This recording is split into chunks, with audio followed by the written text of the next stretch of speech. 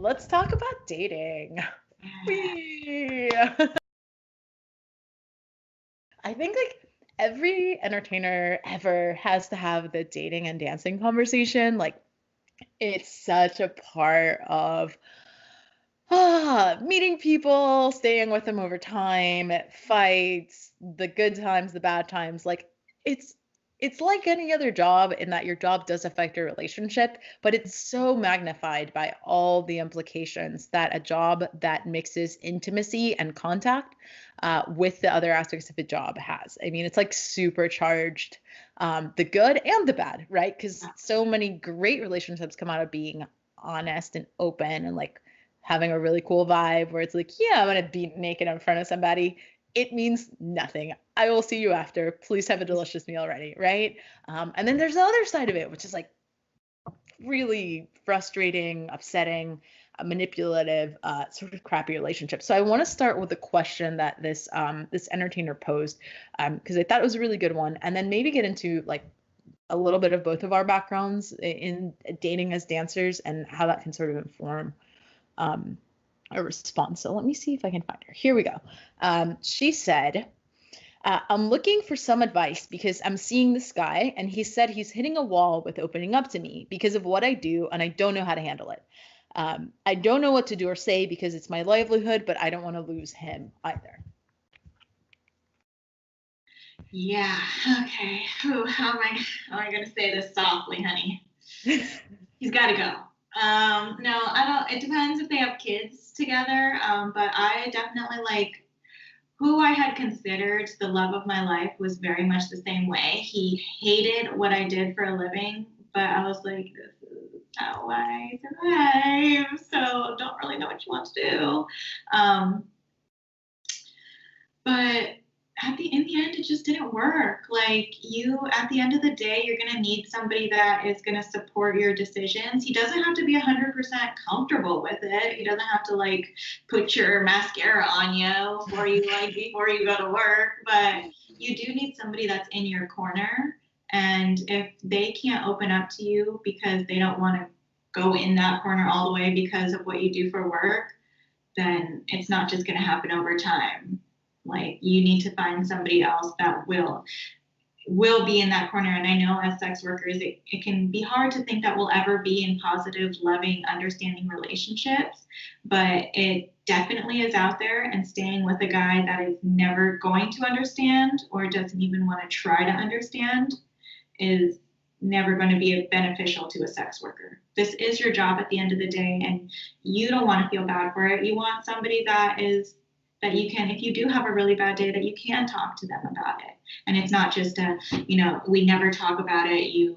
I never see your pleasers on the floor. Like you want somebody in your corner at the end of the day. I think you should break up with him, honestly, and that's just the truth. You'll find somebody else who will respect you and your job, because it is your livelihood. Unless you want to leave your job and try something else, I've tried that also. Obviously didn't work, but it might work for you. So it depends. But being single and finding somebody that is actually there for you will always be more beneficial than staying with somebody that is too afraid to open up because of a job.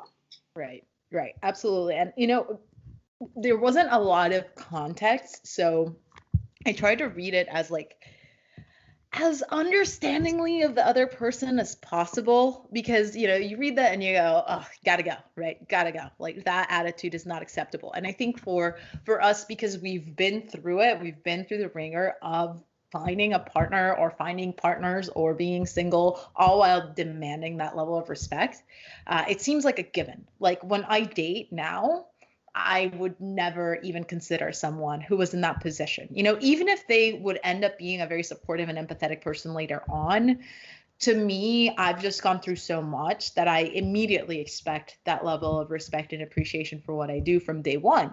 And I'm not really the kind in a place where I would want to coach or teach or educate someone through that. Now, this person sounds like they maybe just started dancing or maybe just started dating this person. And so I would say that if you really care about this person and they really are this very special and unique person you want to keep in your life, there's nothing wrong with trying to educate or inform someone on what you expect and what the expectations of your job are. Because sometimes a person cannot know what you expect, right? Which is to be treated fully with respect in every part of your life, and that it's not negotiable, right? And when that's not set in, then that's a whole other conversation of things that can happen, that can go wrong for both of you, and primarily for you when you're willing to sacrifice that level of expectation from a partner.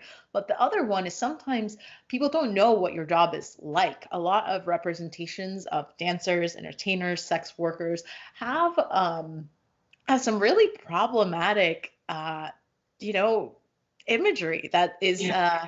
really does a disservice to what our job is like, to what our days are like. And so if you maybe you're dating someone who I don't know, has been living under a rock and like has never interacted with a sex worker or with a dancer or with like anyone under that umbrella of sex work, really, because it's all different variations of sex work. Yeah. If he's never interacted with someone like that and he really is trying to be a good partner and is just informing that he's uncomfortable, it can be up to you to say, let's talk about it. Let me help you understand it. Let's talk about our boundaries and my boundaries at work, and see if there's a happy place for us or not. But that being said, if you have that conversation with somebody and they again express that they're uncomfortable or that they can't open up to you as just a way of saying, I don't fully respect you as a person and I can't fully respect or appreciate or empathize with you because of your job, which, if we're going to be honest, is absolute and utter bullshit. Yeah. If that person's uneducated and ignorant and then you have a conversation and they honestly make effort and push to understand, appreciate, love, respect you in every way, sure, have the conversation and educate them if you have that kind of time. If they are not willing to do that and have even slight hesitation, with what you're doing and how you're living your life, I wouldn't even say switch your livelihood, because so many entertainers do that and go back, because ultimately you got this job for a reason. You're a dancer for a reason, and that reason isn't going to change because of some dude, unless this dude is willing to literally pay all your bills, cover all your obligations and all your fun, and put no control and no expectation on you, and do that until the end of time. This dude shouldn't have anything to say about how you make your money. Yeah. And realistically, no one's going to do that, right? You're going to do it for yourself. And you literally said it in that post, your livelihood, not your job, your livelihood. If you're willing to risk that for another person that isn't even willing to fully accept you, then that's, whether it's this person or another person, that's just no way to go about dating. Yeah, especially for newbies who are just entering the industry and are still for themselves trying to figure out how their day-to-day works, how that dynamic actually works in the club.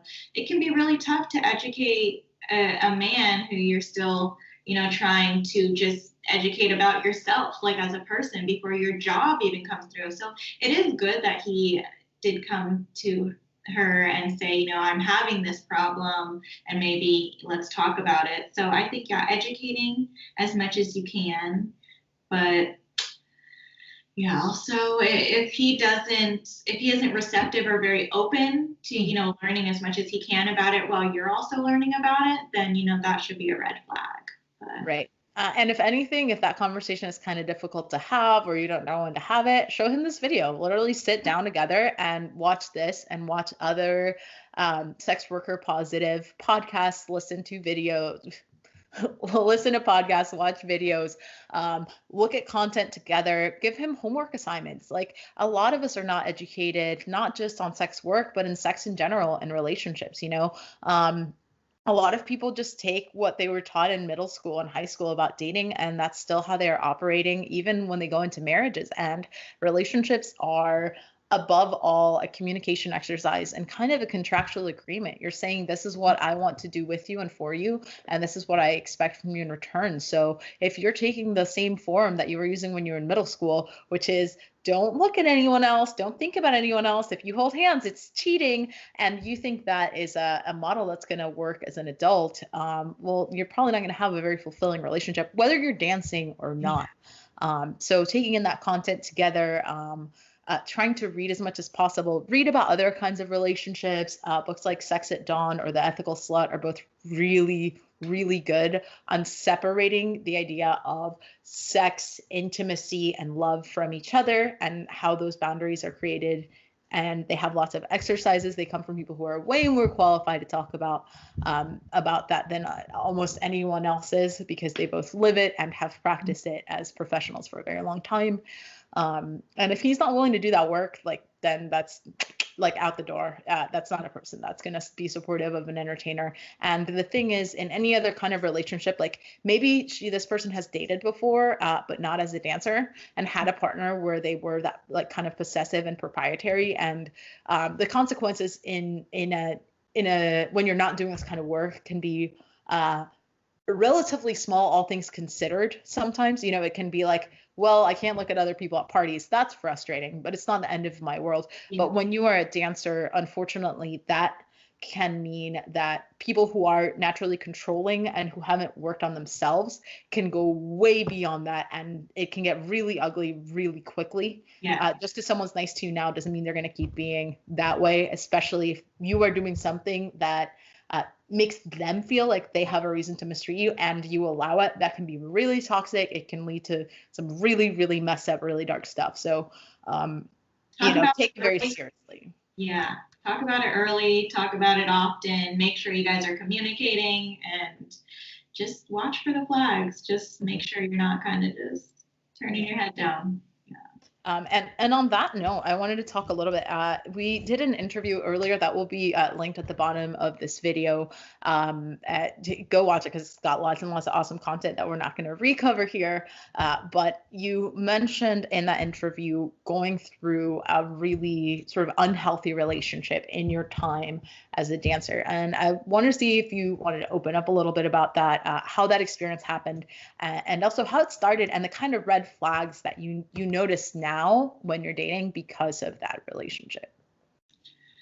Ooh, yeah. Well, I met him when I was had just first started dancing, like just started getting into it. And he was very possessive, very controlling, but he kind of made it seem like he was trying to teach me things about the industry. And it was just a big power struggle until he became very financially abusive, where he would just demand money all the time. He would ask how much I made at work every night. And so he knew exactly where all my money was, and he would take money from me. And when I would confront him, he would get very physical about it. And it did just get worse and worse over time. And I think the biggest mistake was thinking that he was going to change and going back when it was already, the problem was already so big, thinking time would change the problem instead of just that's, a problem that he has or a problem in our relationship that's not going to go away. And he would just, say really demeaning things like, nobody's going to love you because of what you do. Nobody's going to take you seriously. You can't be a wife. You can't be a girlfriend. You're lucky that I love you. And just those kind of like controlling, abusive things that you would say to somebody who might feel bad about what they do, to try to make them feel lower, to keep you in that controlled space. And I went through maybe like 3 years of this abuse and just lost everything. I had barely anything to my name. And then one day we just got in a really bad physical fight, and I packed up my apartment and moved states a month after that, just because I had to get away. Because if I didn't move, I would have kept on being in that cycle. Once you're in an abusive cycle, it can be really hard to get out of, especially because I felt a lot of guilt about what I did as a job. And I really didn't think people were going to be able to fall in love with me as a whole person. So just kind of noticing how much he isolated me and how much he kind of like indoctrinated me with lies about how people would feel about me or my job. Those were major red flags. Don't let anybody ever tell you how people are going to feel about you, because that's not up to them. That's their perception. And just being strong enough to completely just start over fresh, which was terrifying, but it changed my life for the better in so many ways. Um, and yeah, just getting away from that and not, and just kind of relearning how to be independent from that and build my money back up and be confident. And when you got out of that, were y'all living together? We were living together, yes, at the time. And then I told him about 3 weeks before I moved, I was like, I'm leaving LA. I didn't tell him where I'm going. I just told him I'm leaving. And that was the most terrifying 3 weeks of my life. I really thought he was going to like kill me or break all of my stuff. Um, but I just, yeah, packed really quickly and ended up moving to where I live now in Oregon. Moved in with my best friend at the time and just created that safety circle around me. And And did you, what were the kind of measures? And I know, for anyone that's watching this in a similar position, I'll also make sure to post a couple of resources because it's a process. A lot of people, create plans to get out of these situations, and it is really serious and it is a very vulnerable time. So this is one person's experience, and really important to hear as an entertainer that has actually gone through it. But try to educate yourself as much as possible, as quickly as possible, if you're trying to get out, because those are really volatile, really scary, really dangerous situations. So having as much of a support system and as much knowledge as you can while you're doing that is so, so, so important. And so what was that process like for you? The setting up to leave town. Did you tell a lot of people? Did you try to keep it to yourself? Did you did you leave in the middle of the night? Was it was he at work? Like, how did you sort of plan through that moment of having to leave your house? the first thing I did, because I had been isolated by him for so long, at years at this point, was I really started to reach out to people. And these people were hearing from me for the first time. And I was just really honest. And I said, I'm in a really bad, scary relationship and I need help. I need help getting out. And I talked to people that would hold me accountable, who wouldn't just, be like, oh, well, I hope things get better. And people that actually like really cared about my well-being, which I, had put them through a lot over the past couple of years because, you try to reach out, but then you're like, no, everything's fine. And you try to cover it up, which is just a part of the cycle. It's just that psychological thing that you're being held in. It's not your fault. But just, I started reaching out to a lot of people. And from there, my best friend at the time was like, well, I have an open room. Come move in with me. Mm-hmm. And I was like, I'm crazy to leave LA. I'm making so much money out here. But I was like, I don't want to die like in my apartment. Nobody is going to find me because, they know. So it was just reaching out to people and committing to, not letting the fear overtake me. It was either fear of leaving or fear of dying. And I'd much rather be afraid of starting over in a new state than dying. So that definitely helped. And just not being very vocal with him about my plans, kind of just trying to keep it under wraps. Since we did live together, I had to let him know. And he did ask a lot of questions, but I was just like, I don't know, I'm still trying to find a place until got on a plane. And I was like, I'm not a place away from you forever. And then just cut off all communication. Yeah. Right. And that is so important. Sort of that privacy around those moments. My family came to the US from Venezuela, and it was a very similar situation where my mom was with this person who was very abusive. And it was the importance of that privacy and that sticking to that line of like, you can't know. And it's, for obviously for both people to be better, but specifically for my safety.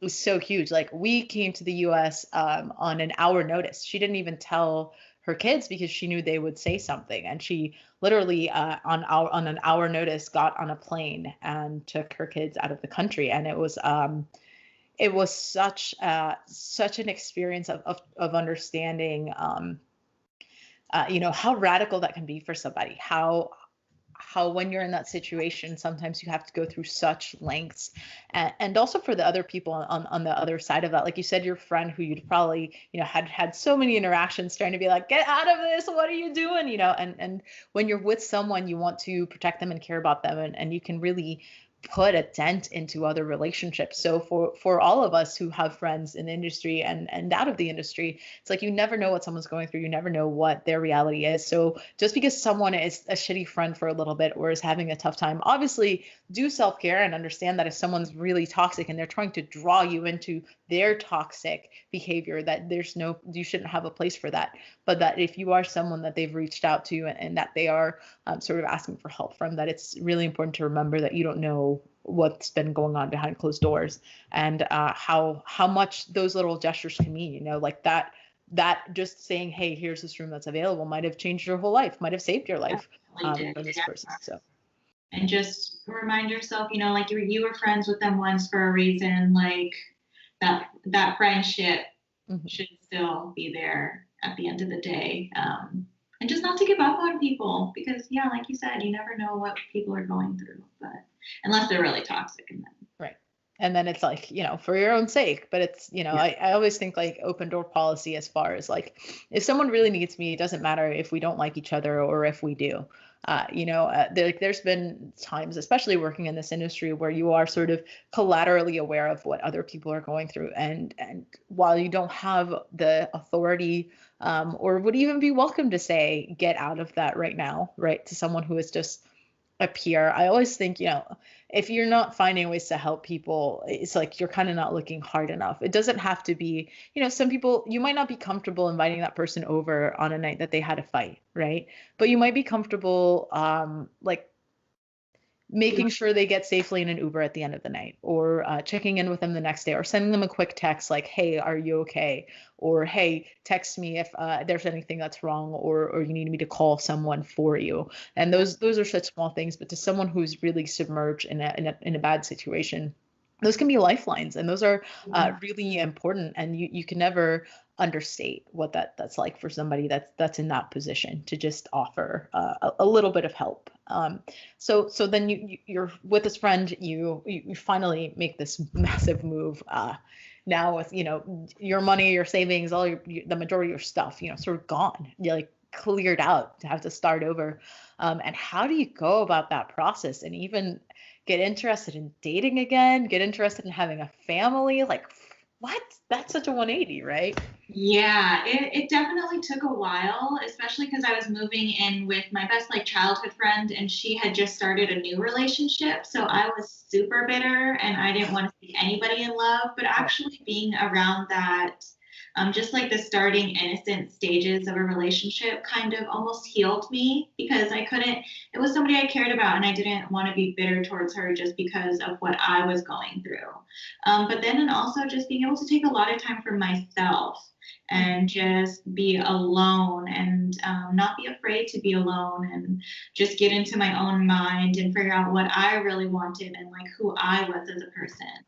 And that's where starting a business actually came from, because I really felt lost. I had no idea what my personality was, who I was.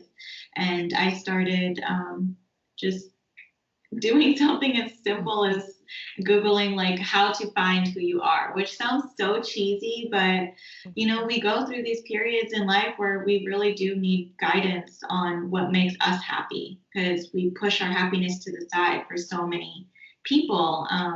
It just took some time figuring out what made me happy. And from there, once I really felt like I love myself, I could spend all day with myself, I want to share myself with somebody, then I realized I was ready to start dating. And yeah, luckily met my husband not too much later. Dated a horrible guy before that, but that's just another learning experience. And how much more capable were you of kicking that dude to the curb after going through this massive experience? Did you fall into some of the same patterns? Did you catch it? How did you go, okay, not again? How did you say, not this movie? It definitely, for me, in a relationship, I have to feel like our relationship, we're getting closer and we're getting better. And it's not like I'm counting the months and thinking really, we've only been together 6 months and I'm already feeling like this. That's a big red flag. Listen to yourself. You should be getting happier and closer. You don't have to be happy every second of the day, but you should feel that, the bond getting better. And I definitely fell into a pattern where like I was getting financially abused and he was taking a lot of money from me, and I was kind of starting to feel like, oh well, I'm lucky because he knows what I do as a job. But then I was like, he's taking way more than he's giving. Right. And yeah, I was like, no, this doesn't make me feel good inside. And once I started realizing that, it wasn't on the up and up, Right. it gotta go. Like I was just so focused on always making myself better and making sure I was in a positive and happy space. It was so much easier to be like, this doesn't feel good anymore. Yeah, it's Yeah. that's absolutely so important. When you start from that place of self-awareness and, like you said, being able to be alone with yourself. I think we live in a time with so many distractions and so much access to knowledge, people, information, whether it's relevant information or not, and also our jobs, right? We can go in and feel totally distracted from the world. We have the only job where you can show up and start drinking or partying or doing whatever you want. Um, and so you really don't have to spend that much time with yourself, but even 15 minutes with yourself a day can make such a difference, and being able to slowly develop that over time so you can be in your own company, in your own presence, and enjoy that and appreciate it. It's really the template for how other people are going to enjoy and appreciate you, because without you knowing how that feels, it's really hard to ask someone else to feel that way. If you can't sit with yourself and appreciate yourself for however long or however short, when someone else doesn't do it, it feels almost like the right move, because that's what you do also, right? If you feel uncomfortable with yourself and crappy around yourself and tell yourself, I'm shitty, my job is shitty, I'm a bad person, I'm a stripper, I don't deserve love, I don't deserve respect, and there's a billion ways to say it to yourself, and they all sound very different, right? Some of them could sound like, I wish I did that, or why did I have to be like this? Oh, I wish I wasn't so stupid and I could get a better job. Like, there's so many ways to knock yourself down, and doing the work to cut those out internally, and to uh, then in turn be able to enjoy yourself and appreciate yourself and expect the best for yourself, means when you walk into a dating space, uh, you know it, and if someone else doesn't know it, they're going to know it really quickly. Yeah. And people who are looking for a person that is going to be receptive to hearing that they're not good enough or not deserving enough, uh, they can't hang. They really can't hang with that energy, and they don't know what to do with it. And then when they do try to sort of control or manipulate or intimidate, um, it's It just doesn't work anymore. right. It's a scarecrow, right? It's from far away, and when you're really dealing with it in the midst of it, it's terrifying. And the more you get close to yourself and to who you are and your core and your purpose and value, the easier it is to sort of strip down that facade of, I'm the big powerful knight here to save you. Like, okay, save Yeah. it. Dude. And I really encourage everyone to try to like strip themselves down and kind of find Mhm. that internal, what really makes me happy, what really makes me feel good, because then it's so much easier to block everything out that isn't contributing to that, especially relationships and things like that. Is there anything else you can think of? You're welcome to ask me anything. We can talk about anything you want. Is there anything else you want to add for entertainers who are thinking about this? Just whatever's in your head. Let's see about relationships. Yeah. Isn't it such a big umbrella? Like, Is because I feel like we all have such different kind of relationship dynamics, but at the end of the day, they do fall into such similar categories. Do you find it's easier to talk about relationship advice or money and sales advice? I think for me, money and sales, because it was the hardest for me to learn. Uh, I came from a background with a lot of abuse and a lot of disrespect and a lot of sort of really negative understandings of relationships. And I saw what it did to my mother and what it did to her mother, and just to so many women, especially in Latin America. There's a big culture of machismo, a lot of expectation that women are to be seen and not heard, that they can by no means be the breadwinner, that they can by no means be independent, and that if they are, there's something wrong with them. Um, and I saw that deeply affect the women in my life in such a close and intimate way. Not just, watching it from afar, but literally coming to the US and having to live in homeless shelters and having to go through a very, very tough period of like about a decade of watching my mother, who's the strongest woman I know, just be completely broken and devastated and really have a hard time healing herself. Even after making such a massive sacrifices, uprooting her whole life. When she was living, she owned multiple businesses. They had a house together. They had a really great life that was on the up and up. And she was confronted with this very violent person. And she put up with it for years. And then this person started to be violent towards her daughters. And that was when she made this decision that no one should ever have to make of my life or the life of my kids, or in my literal life, not just the things I have and love and care about and own and grew, but my literal life on this earth could be ended by this person who is my partner. And she came to the US. She was 7 months pregnant.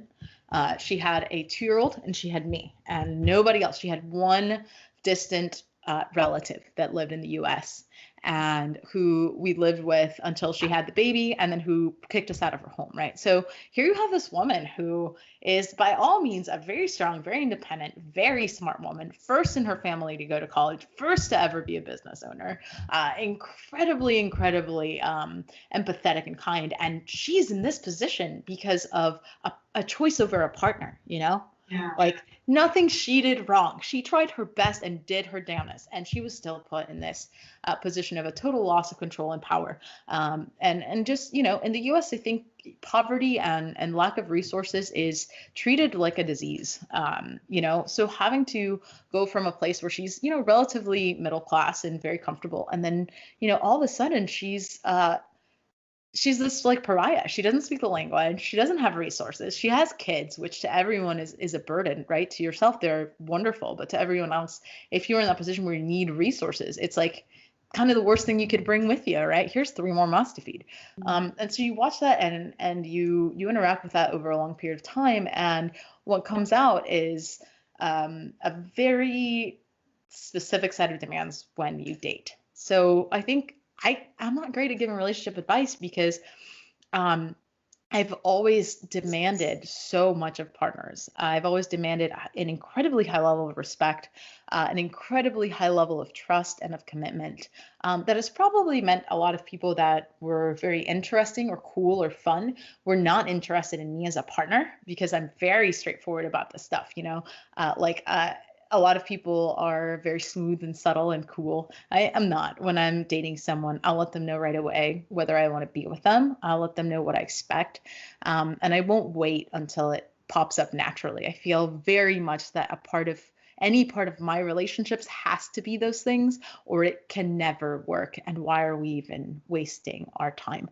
The other part of that is that for many years, right now, I'm not doing that. But like whenever I've dated, it's usually been in a sort of polyamorous or open context. I've never had a very strong understanding of jealousy or like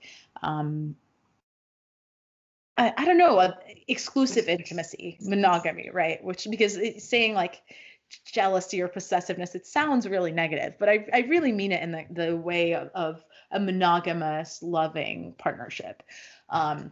So a lot of advice that I would give would really make not a lot of sense for a lot of people because it would be like, well, tell your partner when you're going to be with other partners and have a schedule together. So, when this person's out of town, you can hang out with this person and like know what each person is good at and what they're bad at and try to help. And like, yeah, probably useful for a subset of people, but not for the majority of entertainers who are dealing with a very different set of issues. Now, that came easy to me because it was just set in stone, never changed, always has been the same.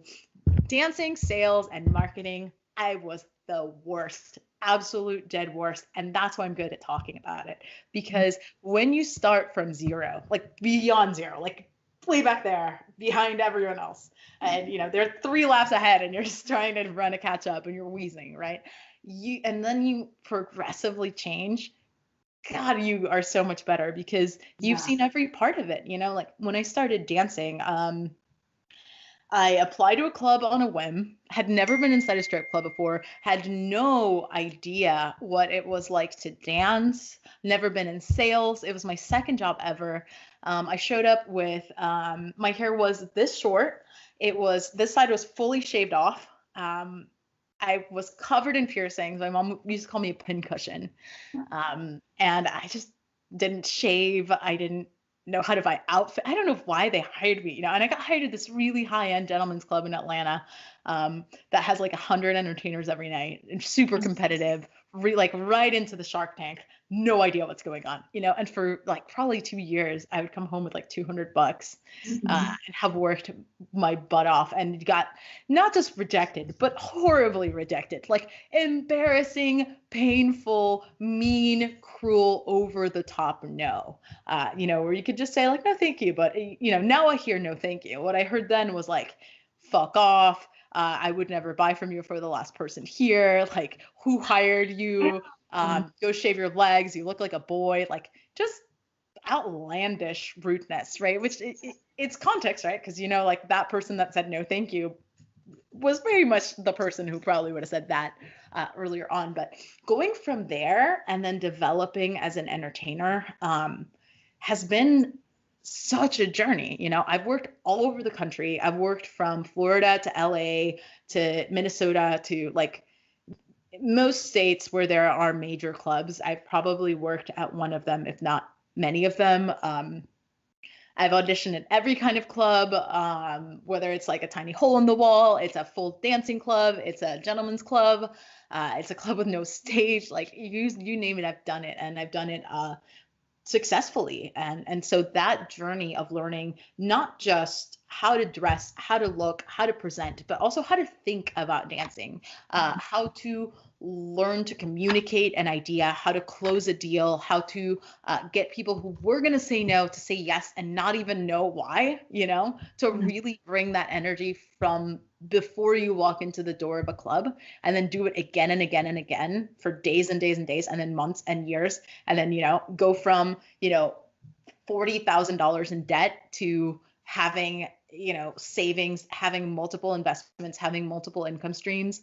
That process was massive and really hard, and like I'm really proud of it, but I also know how difficult it was because at every step I was like the worst person at it. I had to work extremely hard to be really good, and so that's why I love talking about it. I think it's a lot more fun to me than relationships, because the relationships are so personal and hard to create a system for. Where sales and dancing, I truly feel you can make a system and make it work for you and make it individual, but also be able to measure yourself and to get objectively better, so that in 5 years when you show up to the club, when people are going, oh, you're so pretty, or they're going, oh, why do you get so many rooms, or oh, what do you tell them, or oh, you must be doing some other stuff, you go, and then you just think about all the incredibly difficult work that went into every part of this creation, and that now you make it look easy. That's the greatest compliment, right, that you can hear is, wow, how did that happen, what is she doing that's so easy? Like, All no, that it's trial really and error right. pays off. Yes. Exactly, yeah. So long-winded answer, but Yeah, relationships are just so personal. So many variables go into it. So it's very person to person for sure. But what yeah. about you? What about you? Which one feels more, if one, maybe it's both, but which one feels more? For me, I would say like because mindset really is so important for me. Like I have to be in a good mindset to be in a good relationship and to make good money. Just like focusing on mindset, like as a whole, is what feels best for me, because I can talk about both relationships in like a broader sense, and it always comes back to being in that positive mindset, knowing what you're worth, and saying for the money side. It always comes back to being in that positive mindset and knowing what you're worth. So just sticking with the mindset for sure. And, one day relationships, I actually really liked this relationship question. So maybe I'll do my relationship work. Who knows? Like that's so important too, what you said. And I think that's like the note to end on, dating or dancing. Um, all of it is relationships. All of it is people.